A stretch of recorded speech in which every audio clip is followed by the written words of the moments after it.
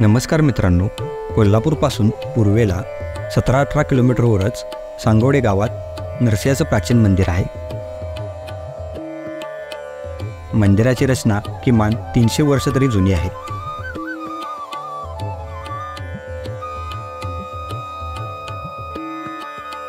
मंदिरात गाभारा, अंतराळ मंडप, मुखमंडप, भगवान नरसिंह स्वयंभू पाषाण रूपात विराजमान आहेत.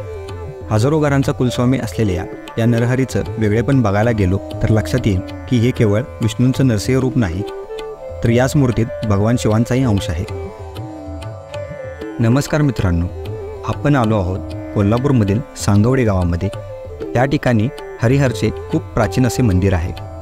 मंदिरामध्ये प्रवेश करण्यासाठी मोठे प्रवेशद्वार आहेत.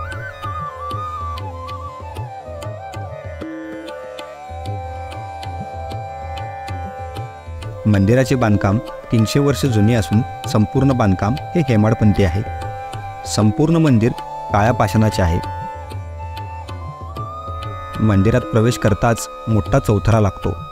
त्या चौथऱ्याचा उपयोग पालखीच्या विसाव्यासाठी केला जातो.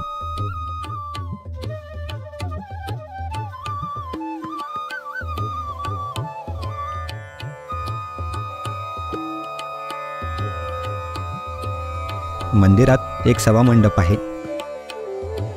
मंदिरामध्ये आपल्याला एक कोल्हापूरचे प्रसिद्ध चित्रकार JB सुतार यांनी रेखाटलेले तैलचित्र पाहायला मिळते. मंदिरामध्ये जात असताना अंतराळ मंडपातील नंदी मोठा व सुरेख असा पाहायला मिळतो.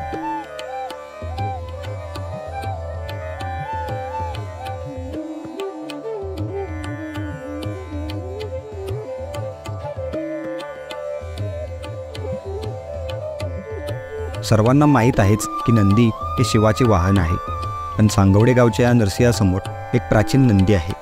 नरसिंह मंदिरामध्ये नंदी पाहायला मिळतो याची एक कथा आपल्याला पाहायला मिळते. हिरण्यकशिपूला मारूनही नरसिंह भगवान शांत होईनात. साक्षात माता लक्ष्मी देखील देवाला सामोरे जाऊ शकेनात. तेव्हा भगवान शंकरांनी वीरभद्राला पाठवले. त्याने उग्र असं बेरुंड, जे म्हैसूर सरकारचे राजचिन्ह आहे, म्हणजे 2 मुखाच्या गोरडाचे रूप घेऊन नरसिंहाला शांत करण्यासाठी प्रयत्न केले, पण तेही जमेना. तेव्हा शंकरांनी शरभ म्हणजे पंख असलेल्या उग्र विक्राळ सिंहाचे रूप घेतले. या दरम्यान देवी भद्रकाली आणि सिंहमुखी देवी प्रत्यंगिरा म्हणजेच फिरंगाई या देखील मदतीला धावून आल्या. शरभ आणि नरसिंहाचे प्रचंड युद्ध झाले.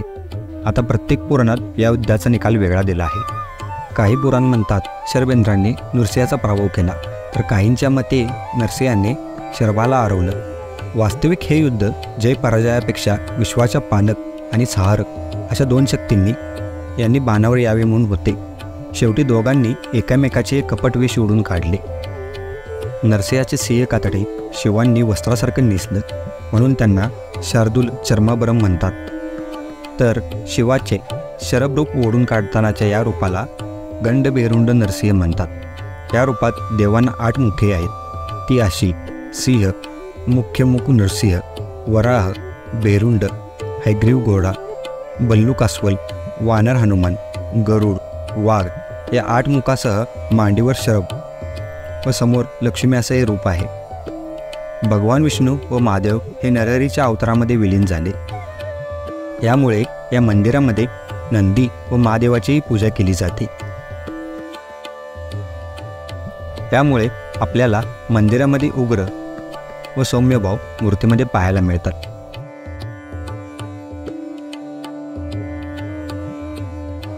गर्भगृहामध्ये नरसिंह भगवान समवेत माता लक्ष्मी देखील पाहायला मिळतात. लक्ष्मी म्हणजे विष्णूंची अवताराने नरसिंहाची पत्नी. देवपत्नीचे स्थान हे देवाच्या डावीकडे असते, पण इथे लक्ष्मी माता देवांच्या उजवीकडे आहे, कारण या रूपात शिवी आहेत. त्या मंदिराची संपूर्ण कथा आपण तेथील विद्यमान पुजारी यांच्याकडून पाहूया. नमस्कार, मी नरसिंह देवस्थान सांगवडे व पुजारी आता सध्या विद्यमान त्या ॲकडेच आहे. देवी मंदिराची थोडक्यात माहिती किंवा थोडक्यात आख्यायिका मी सांगतो. नरसिंह मंदिर फार पुरातन आहे. येथे बांधकाम हेमाडपंथी आहे. नरसिंहाची जे अवतार मानसी झाले शंकराच्या रूपात विलीन होऊन जाईल. शंकरानं आजपर्यंत जे काय उग्र आहे ते आपल्यात सामावून घेतलं. म्हणजे नरसिंह हे उग्र रूप आहे. बघ ते रूप शंकरानं आपल्यात सामावून घेतलं. अरे नरसिंहाची अवतार समाप्ती नाही, त्यामुळे इथं ते ठिकाण हे आहे त्यामुळे या ठिकाणाला अतिशय महत्व आहे. त्यामुळे इथं दोघांचंही वास्तव्य आहे. हरिहरात्मक रूप इथं आहे. शंकराचं पण वास्तव्य आहे, विष्णूचं पण वास्तव्य आहे.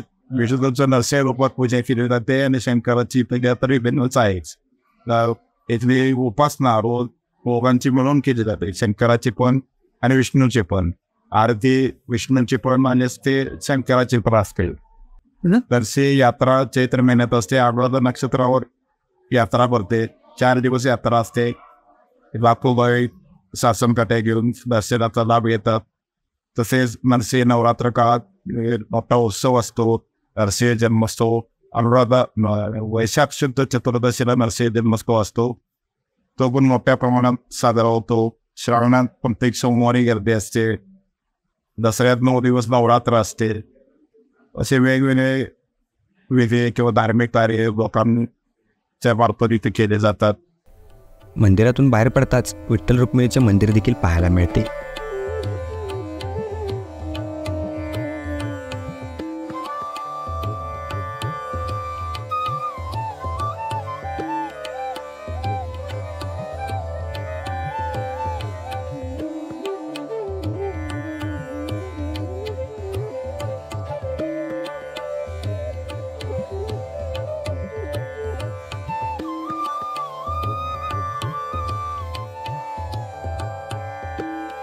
मंदिराच्या प्रदक्षिणा मार्गात एक मोठा वृक्ष पाहायला मिळतो.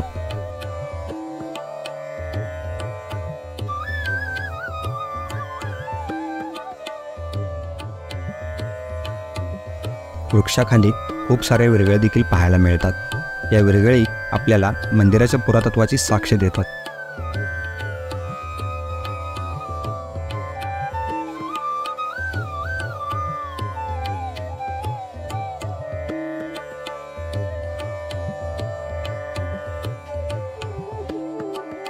मंदिराची माहिती दिल्याबद्दल मंदिराचे पुजारी दत्तात्रय रावत व आमचे मार्गदर्शक प्रसन्न मालेकर यांचे खूप खूप आभार.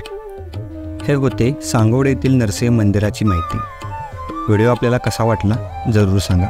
नमस्कार. व्हिडिओ आवडला असेल तर लाईक करा, शेअर करा आणि चॅनलला सबस्क्राईब करा, कारण अशाच दुर्लभ माहिती आम्ही तुमच्यासाठी घेऊन येत असतो.